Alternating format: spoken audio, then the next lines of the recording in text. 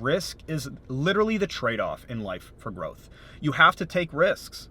You have to make a jump sometimes without knowing if you're going to land or not.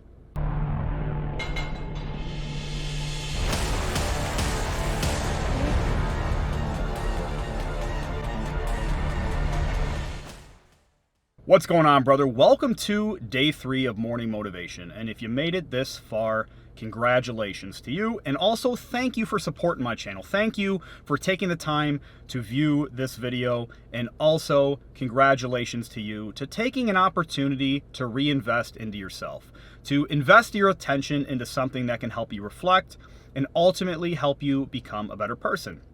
Because that is my goal from this. You know, not that I know the secret formula is what it takes to be the best person alive, right?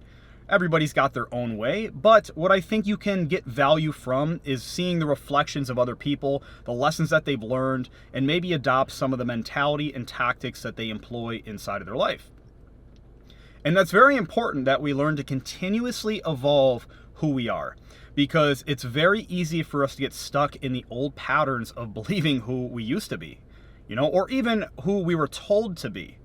And that's very common because as a child, you grow up and you adopt your parents' belief systems. You adopt their values.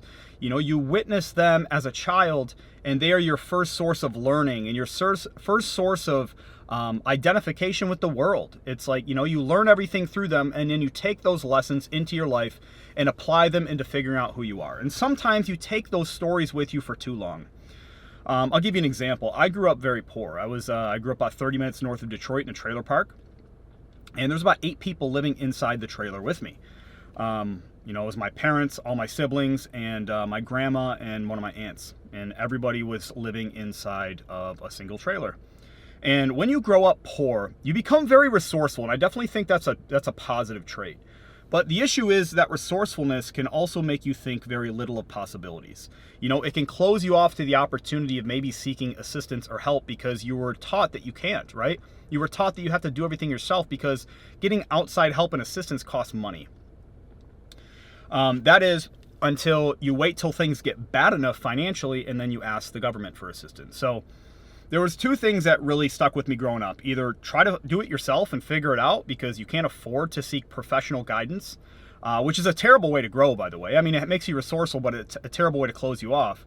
And the second thing being that you get indoctrinated with this idea of just wait around until your problems get so fucking bad that the government has to help you by giving you food stamps, you know, assistance with your housing, you know, whatever, you know, insurance, whatever system of aid is necessary for your circumstances.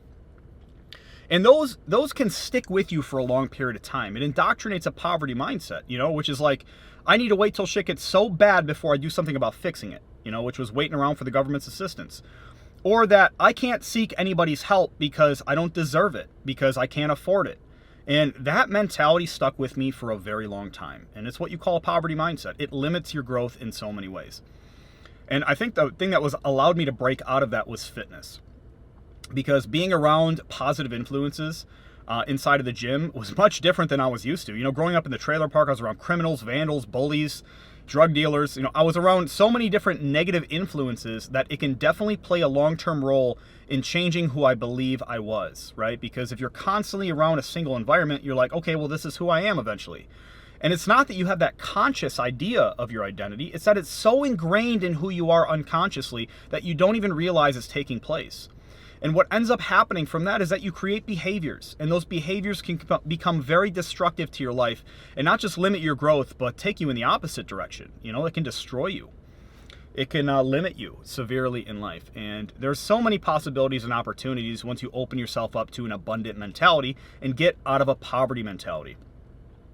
So my point being is that you can continue to believe the stories that you were told, the values that were indoctrinated into you, not saying that they're all bad, but you can continue to create a narrative as to who you think you are, or you can choose to pick up the pen and write your own story.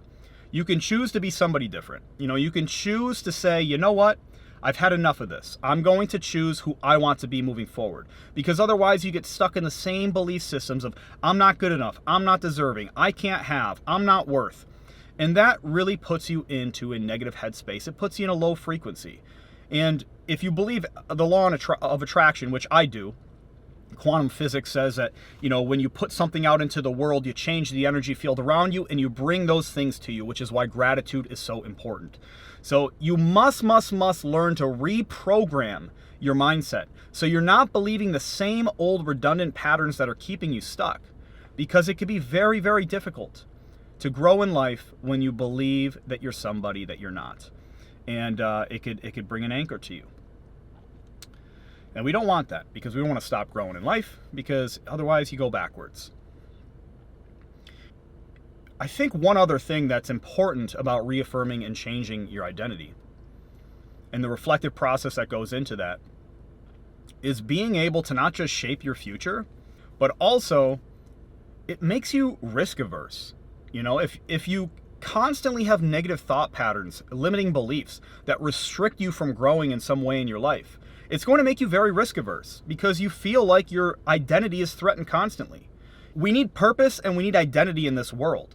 So it's very hard to find purpose when you don't know who you are, when you're scrambling to find who that is, because maybe you haven't created a strong enough value system to create the identity that makes you feel sound, makes you feel safe, and also makes you feel encouraged to attack and approach your purpose with energy and tenacity. So if you keep believing these same negative thought patterns and beliefs, it will make you very risk averse. And that's not good, friend, because risk is literally the trade-off in life for growth. You have to take risks.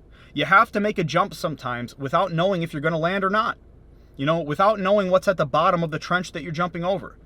You just have to take a jump, a leap of faith. And a faith system becomes very handy in situations like this. Now, I don't care what you choose to believe, whatever your religion is, whatever your system of beliefs are that help you go through uncertainty, fear, and doubt in your life, but you need to have one. You need to have a faith system, something that you believe in outside of yourself that's much bigger than you, so that you don't feel this self-possessed idea that you have control over everything in your life. Because if you do, then you're going to prevent yourself from taking risks. You're going to leash yourself down, and you're going to prevent your growth in so many ways. So make sure you keep yourself open to that. Make sure you keep yourself open to the idea that you don't have control over everything in your life. Keep a positive mentality. And the last thing that you need to do, and the easiest thing that you can do to help change this whole system, restructure, reprogram the mind, and change your system of beliefs, is just to wake up every single morning and think about what you're grateful for. And you're like, Gino, well, I don't know what I'm grateful for. You should be grateful to be alive. You should be grateful to have all your senses, and that you're healthy, and that you even have a chance to reflect, because you're not the type of person that has to wake up in the morning and walk 30 miles just to get a fucking clean glass of water.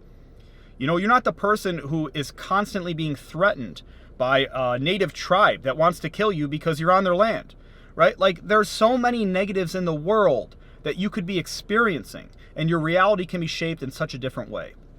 So have a positive growth and gratitude mentality, and that's what will help you reprogram your mind. And that's what will help you change your identity, get out of the negative thoughts, get out of the negative patterns that are keeping you stuck. I want to thank you for watching this morning motivation, brother, and I'll see you on the next one.